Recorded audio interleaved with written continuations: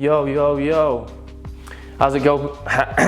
How's it going, people? Welcome to the video. Today, I'm gonna do some cooking because I just felt like the world needed another Joey D cooking video. Sometimes I do get that feeling, and so I'm here to put things right and set the universe back on track. So, I needed a theme, and I decided on high protein meals for winter bulking. Now, I'm gonna call it that, but obviously, I mean, they'll still be appropriate for spring bulking, summer bulking, autumn bulking, turbo bulking, perma bulking, dreamer bulking. I mean, just all varieties of bulking. These meals will suffice. Today's video is sponsored by Tefal. I'll be using the ActiFry Genius XL for a couple of these recipes, but I'll also provide other cooking instructions. Did I say instructions right then? I'm gonna carry on. I think that's it. I've rambled for long enough. If you could all just like my video quite vigorously. Not too aggressive, but just hit the like button hard enough to make it register, not hard enough to break anything. All right, let's just cook stuff, all right. Don't know why I'm walking off. You have to walk off at the end of a shot. All right, I'm gonna cook, see you later.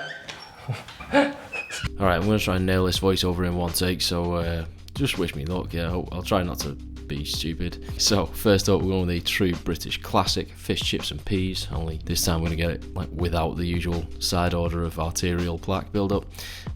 That's a stupid way of saying this is a healthier version. All right, so we need some peas, some white fish. I have cod fillets. I think cod is traditional, isn't it? Some chip appropriate spuds. I have Maris Piper, a lemon, an egg, some kind of oil that's not going to impart too much flavour, so I have rapeseed, some flour, and just some salt and pepper. So I'm going to slice up these potatoes into chip-shaped chips. They don't need to be too uniform. It's actually a bit more authentic if there's slight variation in the size and shape. Anyway, I'm going to give them a good rinse just to get rid of a lot of the starch that's on them, and then I'm just going to pat them dry using some kitchen roll. Finally, I will chuck them into the ActiFry, and following those in will be half a little green spoon thing.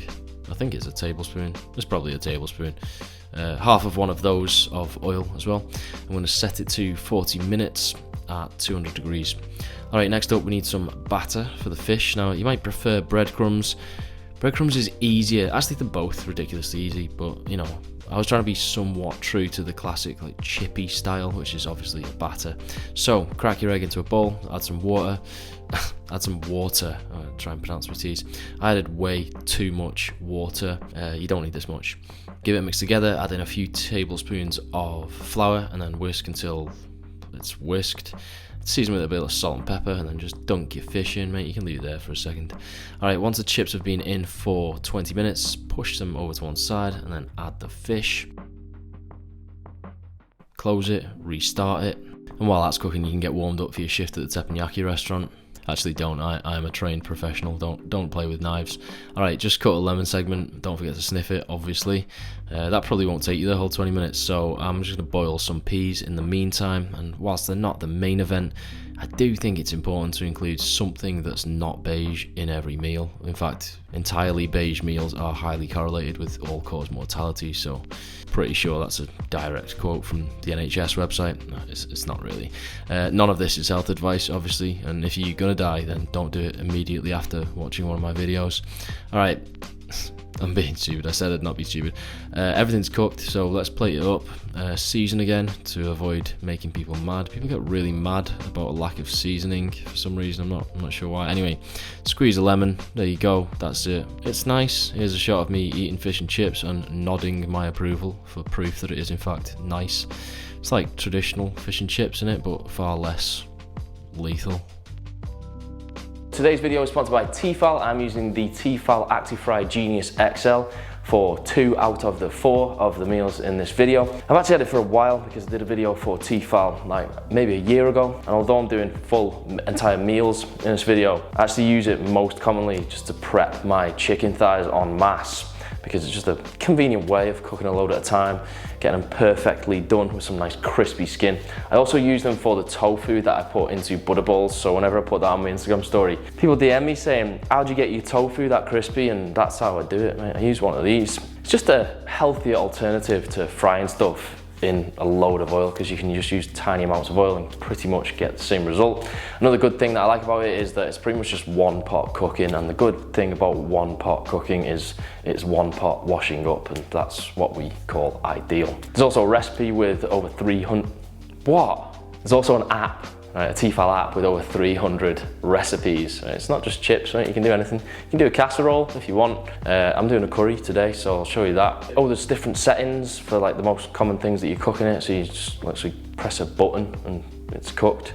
It's not immediate, but I mean, like, you know what I'm saying. There's settings. There's a discount code that will get you 33% off the ActiFry Genius range at Tefal. That's on the screen now. There's also a link in the description.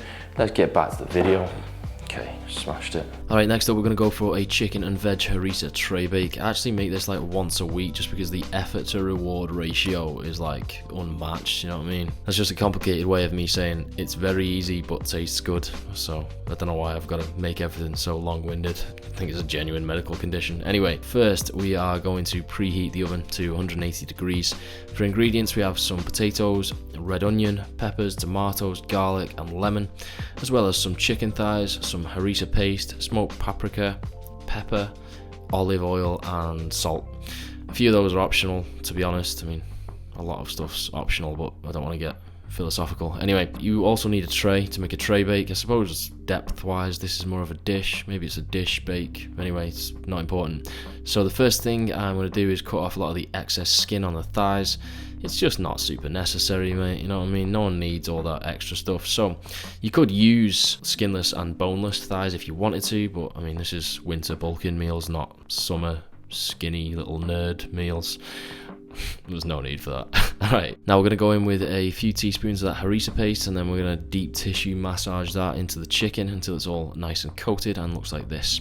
I'm going to wash my potatoes, although a bit of soil never killed anyone. I mean, that might not be true, so don't fact check me. You can chop them up however you like. They're going to be in the oven for like an hour or so, I mean, anything except the largest of prize spuds will cook in that time. Same goes for your peppers. Exercise your illusion of free will and choose whatever shapes and sizes you prefer. Same for your onion. I'm going to throw these tomatoes in whole because they're only small. I'm also going to peel and throw in the garlic cloves whole as well. I'm not planning on actually eating those, but if you wanted to, then I would advise at least some level of chopping. Alright, now everything is in the tray dish thing. I'm going to add some salt and pepper, as well as some smoked paprika, a nice glug of olive oil, and the juice of half a lemon.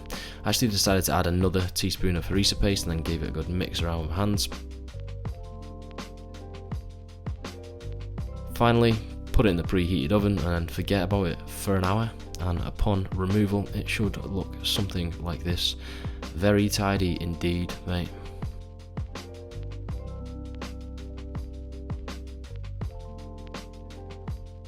Alright, next up on our culinary adventures we are going to make a Thai green curry. Not like a proper one from absolute scratch. I'm going to use some curry paste, so we are cutting some corners. Serving curry from a jar. Not the whole thing, actually, sweetheart. Anyway, I'm just going to follow a recipe from the Tefal app for this one, but I'm going to make some minor adjustments, and again I will be using the ActiFry, but I will also include some alternative cooking instructions. You are going to need some chicken, mushrooms, green beans, a lime, chili and some coriander, as well as some curry paste, fish sauce, coconut milk, cooking oil and rice.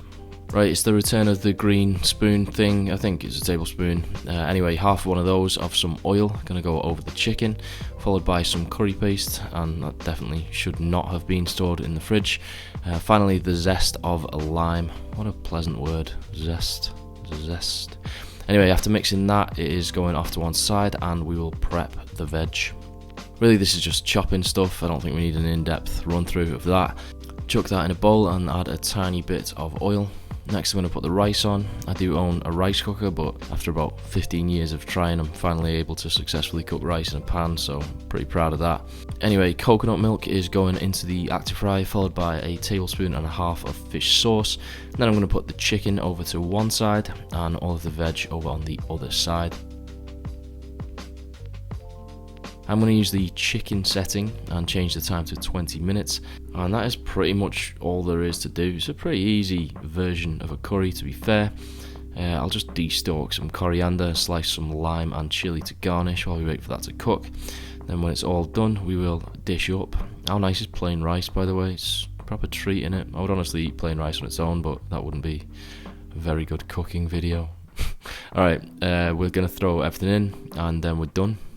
Yeah, this was actually really nice. I've never made a Thai green curry, or any curry for that matter, in an air fryer, which is, but it was easy and nice. There you go. There's my endorsement. Easy and nice. Alright, finally we're going to attempt to make some chicken souvlaki style pittas. I should have really called this video something like I desecrated as many different nationalities' foods as I could for 24 hours. Anyway, I'm sure this ain't going to match up to the real deal if you've ever actually been to Greece and ate souvlaki / gyros, etc. But it is the best we can do, alright? And it was actually proper nice, to be honest, so let's just do it. Alright, we got red onion, fresh mint, tomatoes. You can use big beef tomatoes if you want, but I just had the small ones already. Cucumber, garlic, lemon. Then we also got some chicken breast. Personally, I think thigh meat would have been preferable, but this is kind of a fitness channel, so, people like chicken breast. We got some Greek yogurt. I have 0% fat, but to be honest, full fat will taste better. I would advise using full fat, So you just gotta live, haven't you? Some olive oil, and then some nice Greek style pittas. I think I got these from Asda, maybe Tesco. We'll find out and put it on the screen. And then some salt, pepper, dried oregano and chili flakes. First up, we are going to grate some cucumber into a sieve before adding a sprinkling of salt. Leave that over a bowl or the sink so that a lot of the moisture can drain out of it. This is a very important step if you don't want soggy pita breads, which we don't, because nothing nice was ever soggy, except maybe French toast when it's like soggy with maple syrup. Alright, I've said the word soggy too much, I'm going to move on. Alright, a few spoons of yogurt, chili flakes, oregano, pepper and salt are going to go over the chicken. I did pre-chop the chicken in chunks, well that's like a tongue twister, because I just didn't think the world needed more up-close footage of raw meat. It's just not very pleasant, is it? I'm also going in with some lemon juice. I'm going to microplane a clove of garlic in there too. I'm not sure if you can use that as a verb. Anyway, give that a mix around and leave it off to one side to marinate. I'm not sure if I actually believe in marinating. I think it might be a conspiracy, but let's move on. I'm going to dice up some onion along with the tomatoes until they look like this. Then I'm going to lay that chicken out on a tray and put it under the grill. Now, if you have the inclination to go outside in winter and actually barbecue this, then that would really be a good move. That would be what we commonly term as along the lines of ideal. And whilst that's cooking, we are going to make our tzatziki. So into a bowl goes some yogurt, that drained cucumber, you might want to give that an extra squeeze before you add it in, the juice of half a lemon, some salt and then some chopped mint. Obviously sniff the mint, that's a requirement. Give that mix around, check the chicken, give it a flip so you can get a bit of burn on both sides, and then all that's really left is assembly. So I'm going to go with some tzatziki first, and then some onion and tomatoes, then the chicken, finally a touch more mint for aesthetics if nothing else. Now to the untrained eye this might look like a chicken wrap, but I'm telling you, like, the freshness of the mint, the lemon, tomatoes, it just marries together. You ain't getting that in a Tesco meal deal, mate, so you should try it.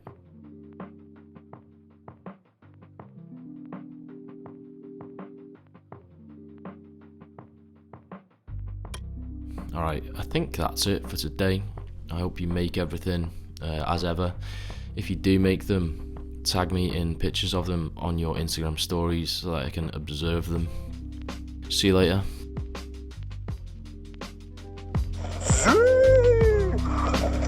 Joey Lenny is my hero.